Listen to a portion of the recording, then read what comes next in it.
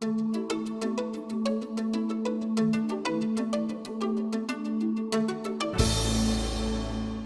there, Rod Buckton here. Today I want to talk to you about the evolution of mountain bike shoes as I've found. And that's just my perspective and how I've changed my different riding shoes, different pedals, and all that's changed over time to suit the different type of riding that I was doing at the time and also my comfort and safety. So let's get started. Over the years, I've used a swag of different mountain bike pedals and mountain bike shoes, and that's all related to the different style of riding that I was doing at the time. First and foremost, when we first got started mountain biking, we were riding, my bike in particular was a giant iguana, a rigid hardtail with a stiff front fork, and was pretty basic because we were just getting started. We didn't really understand all the ins and outs of mountain biking, and we didn't want to spend a lot of money, to be honest.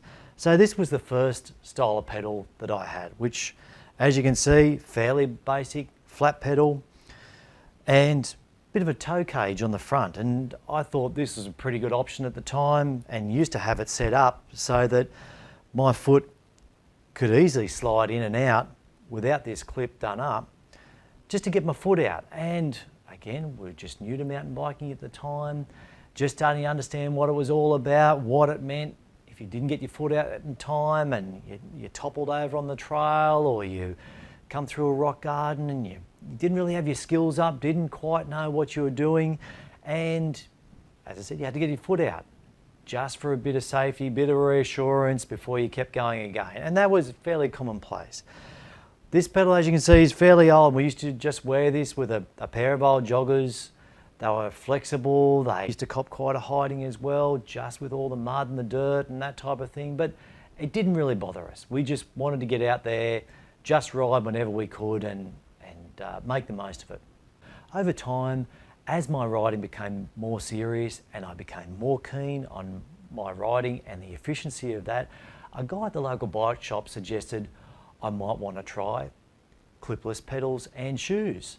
And his thoughts were it was like turbo for your mountain bike. Well, with that sort of an opinion, why wouldn't you want to? We were looking for any sort of advantage we could get. We weren't great riders, looking to maximise the efficiency of our riding at the time. And so I thought, let's give it a shot. So this is a set of current clipless pedals that I have, which again, a really, really good all-round pedal, a Shimano style design. This particular pedal is a Wellgo brand, but it clips in to a cleat in the bottom of your shoe. And this is pretty common for, say, a lot of cross-country type riding.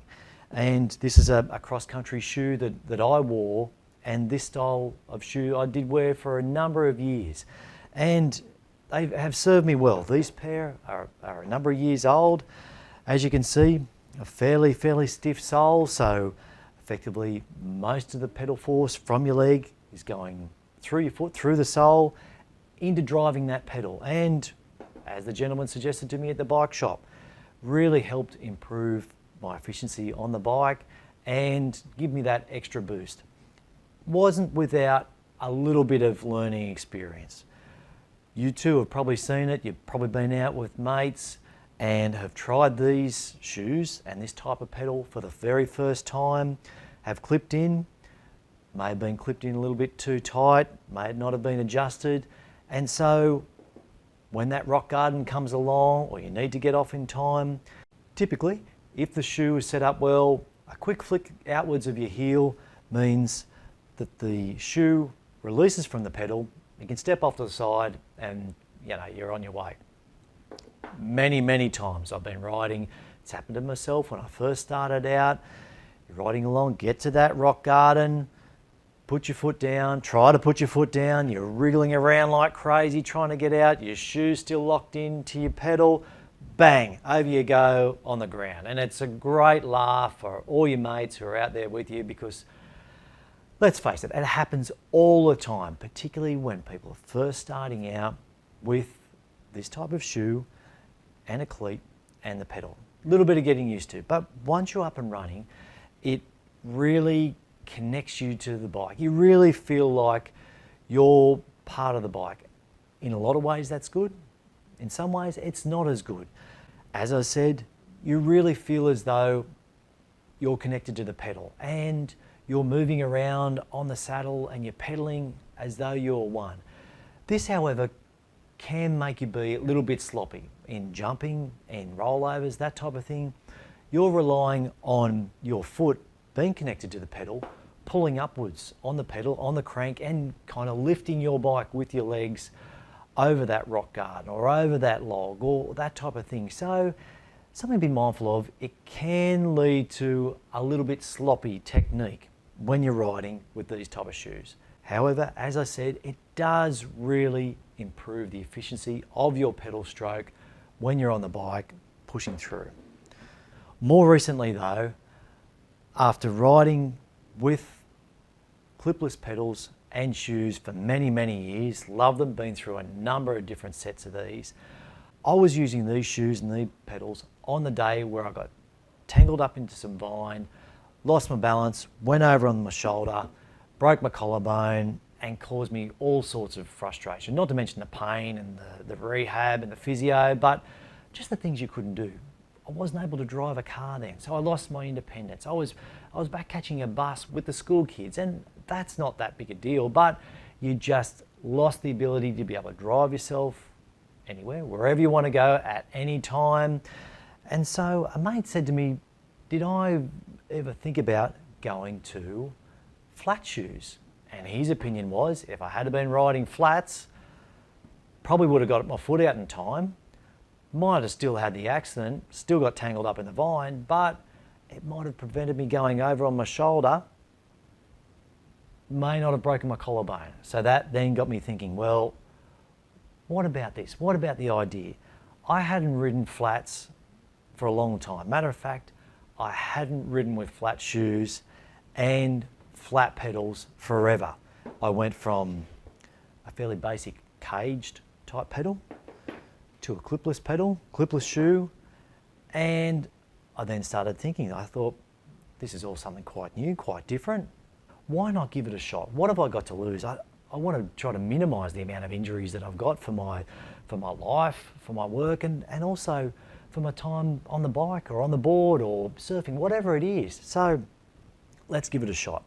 First up, I went to some flats and I found some flat pedals through online bike store that were kind of middle of the road. They weren't super expensive, they aren't super light, pretty grippy, got some good metal studs here. I thought give them a shot together with some old joggers that I've got.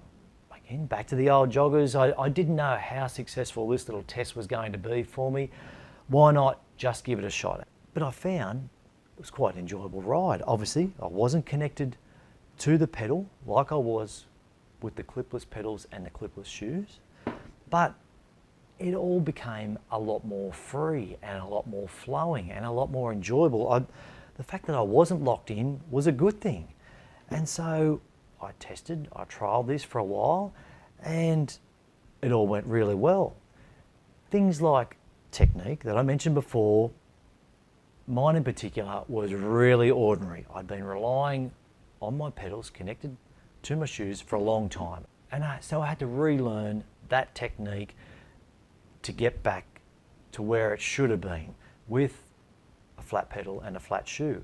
This wasn't without, its odd little frustrations, and again, you've probably seen it as well, out riding with your mates, a mistimed jump or landing or something like that, and the studs on flat pedals, when they scrape down your shin, when your foot slid off or something like that, it's pretty painful and it gets a bit of claret running down your leg at the time, but makes you think about it, makes you learn, get your position right, get your feet on those pedals in the right position, and use your body, use the pedals as they're meant to be. Then I thought, old joggers, they're wearing out, the studs on the flat pedals were tearing them to pieces. It was time to go for some flats, some real flats, and went to my local bike shop, had a look around, tried on a raft of different shoes. So I thought, again, I like to try middle of the road. I don't like to go rock bottom. I don't like to spend a huge amount of money. So I tried middle of the road. The number of shoes I tried on, it just didn't feel right. They weren't comfortable, and I was in between sizes and umming and ahhing, so I thought, well, this time around, I'm gonna have these shoes for a long while. I'll just step up a notch. I'll just see what the little bit more expensive shoes were. Tried these on, and these were absolute gold. Race Concepts, D30s. I've never felt a shoe so comfortable. They're as good as any other jogger that I've worn, or a comfortable shoe or anything like that. But these were for the mountain bike. They got a little bit higher side on them, a little bit more ankle protection. The sole is fairly stiff, not super stiff, fairly stiff. Super, super grippy as well for hanging onto those pedals. And it's just an absolute breeze to ride with these shoes. And so, as I said, at the time, ummed and ahed about paying the extra money and only cycling shoes, didn't really need it, but they are an absolute dream to wear on the bike. And so I really recommend it. In the past, I've bought clothing and gear that you wear online. You've probably done it as well. Swag of online retailers out there. But in many cases, I've never been all that happy with the fit. Most retailers offer a service where if you get it home, it doesn't fit, you can return it, all that sort of stuff. And yes, you can do that. That's terrific. But I find you always compromise. There's something that might not be quite right, or it rubs a bit, or you're half a size or something like that. So for me, from now on, anything that I'm wearing, whether it be a helmet, a jersey, pair of shoes, knee pads, that type of thing, always buy from somewhere I can try on and buy on the spot. It supports your local bike shops, which is a great thing, and you just get that fit right, because I'm finding I'm not wearing gear out much anymore, and so I'm paying a little bit extra money, getting the right fit, and you know it feels good when you're out there. There's not that little irritation, that little rubbing, that blister, whatever it is. You've got the right fit, you feel comfortable, and you're going to enjoy your ride that much more when it all works for you. All right, that's a bit of a wrap up, my evolution of pedals and shoes for mountain biking. I hope you've got something out of that. Have a great day. We'll catch you next time.